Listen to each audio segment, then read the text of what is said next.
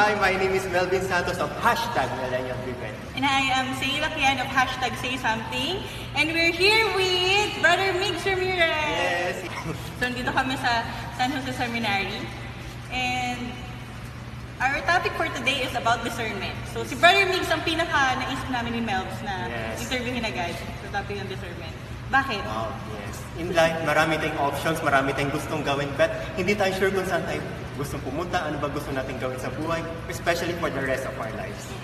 And for those who don't know Brother Migs, he's the former feast builder of Sync, now Feast MOA. Yes. And grabe, nagulat kami nung sinabi niya, nag-announce na magpapari na siya. And yes, of course, nag-discern si Brother Migs for that. Diba, Brother Migs? Yes. And yun. So, Brother Migs, yes, marami kaming questions about discernment.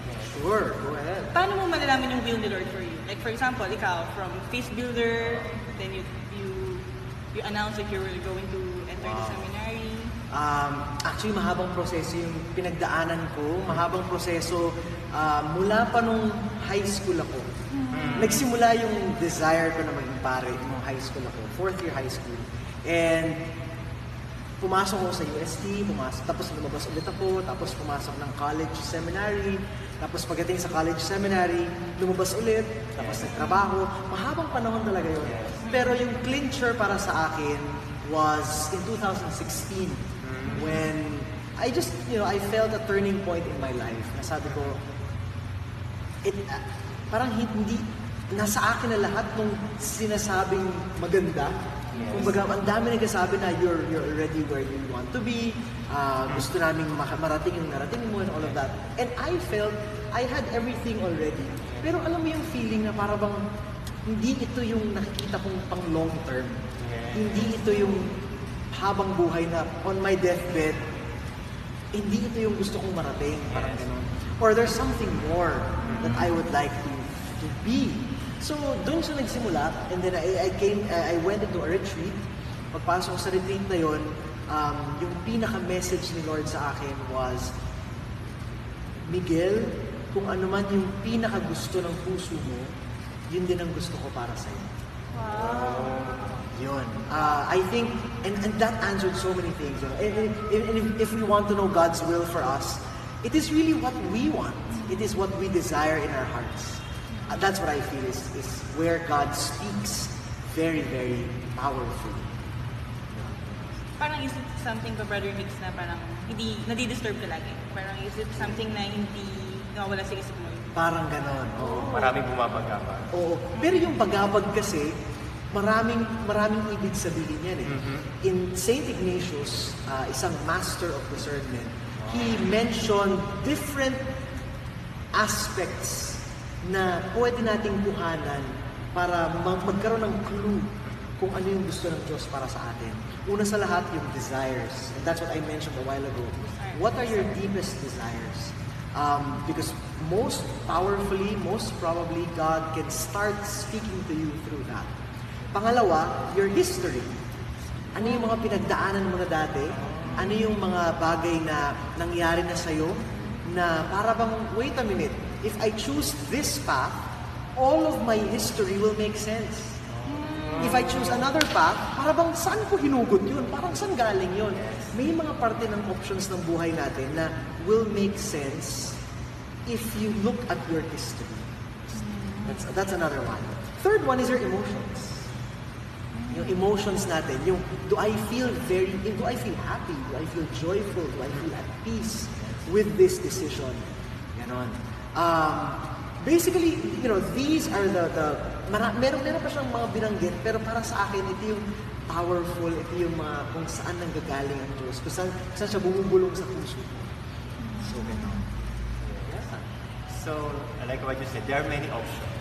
Yes. So, especially ito yung pinaka-difficult, sa many form of choices, ito yung pinaka-difficult, how to choose between good and good. Correct. So during that time, good yung feast builder. Correct. Dami opportunities eh. Correct. Pero good din yung... Yes. You're not saying naman na mas good ang maging par. Or No, it's not. Or mas They're or equal. better ang pagiging builder, hindi din naman. Correct. Actually, how did you... Right.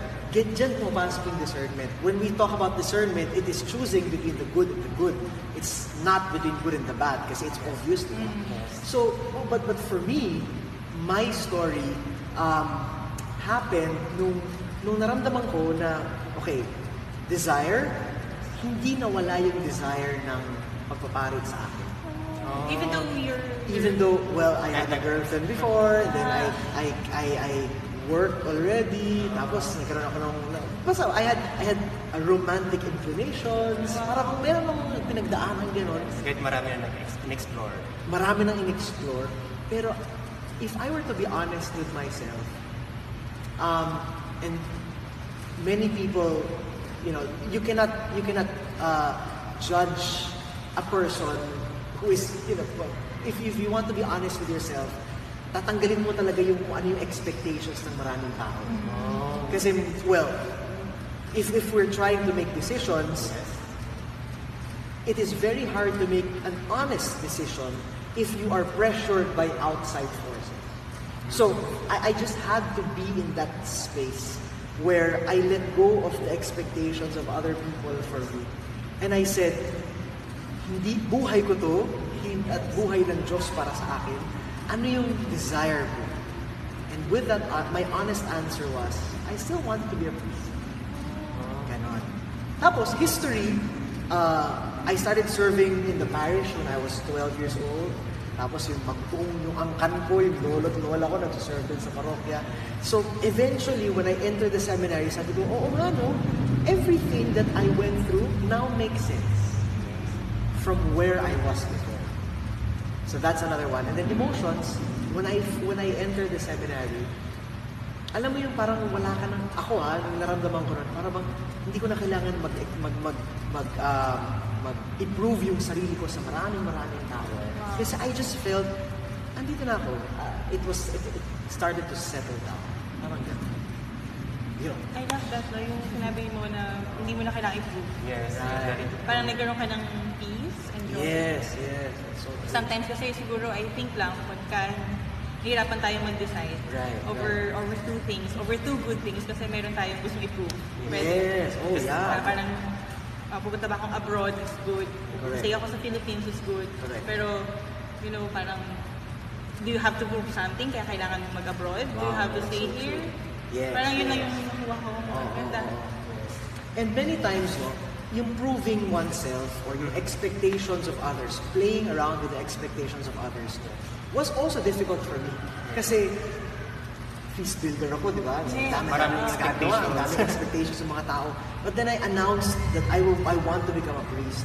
But I was also very careful because in the end, wala naman sa ating may alam kung ano magiging future natin. We all don't know what's gonna happen. So, what was my grace at that time? The grace that I felt was that I received was to be able to also manage the expectations of people.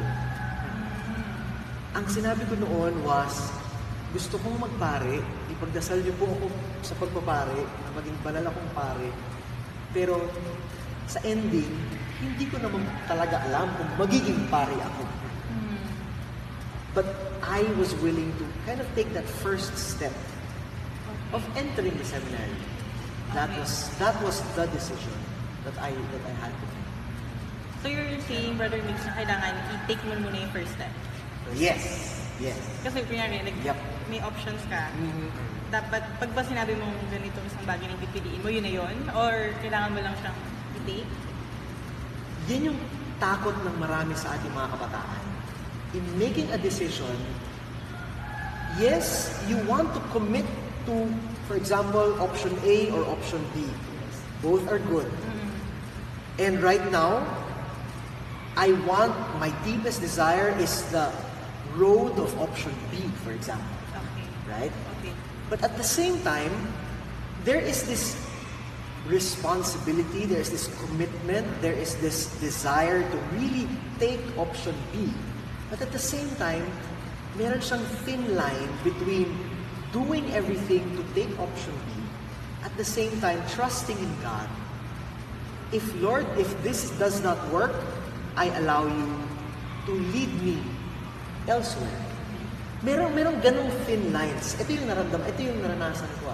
May thin line between I will do everything to commit myself to this option that I am taking because this is what I want, this is what I feel I am peaceful with. But at the same time, hindi na naman natin alam yung ending. Yes. Kaya let's take that first step with all our commitment, and if God will lead us there, then it will happen. Parang ganun. Take risk. Kahit hindi mo alam kung ano mangyayari. Exactly. Yes. Take the risk. Kasi yun nga, kinatatakutan ng maraming kabataan. Kapag pinili ko na to, isasara ko na yung isang option. Oh, yun nga. Nakakatakot yun. That's so scary. But if we keep in our hearts that yes, I will take this, I will close the door, but at the same time, I will trust in God. If where else He will lead me, I think that trust makes the choosing more free. Ganon. Gusto ko yun, yung sinabi ni Brother Lucien, yung commitment. Kasi Right, sometimes when we right. choose a thing over a thing na, Correct. parang hindi natin makommit. Kasi alam natin may ibang option ka pa eh. Correct. Pero you have to commit muna. That's true. And also, you have to be humble. Kasi Yes. you cannot trust God if you're not humble. That's true. And if in case lang na you choose that path, tapos Yeah. nagkamali ka, yung humility yung magbabalik sa'yo, nagkamali kasi ako eh. So, tinry ko siya. Correct, Then, correct. sige, try ulit ako ng another option C. Yeah, Option D. of course. And choosing is a lifelong process. It's a journey. It's a journey. Kaya, nabasa ko yung sa book ni Brother Migs. Yung How Choices. Ang ganda ko Choices, sinabi niya doon. sobra. Yes, How yes. Choices.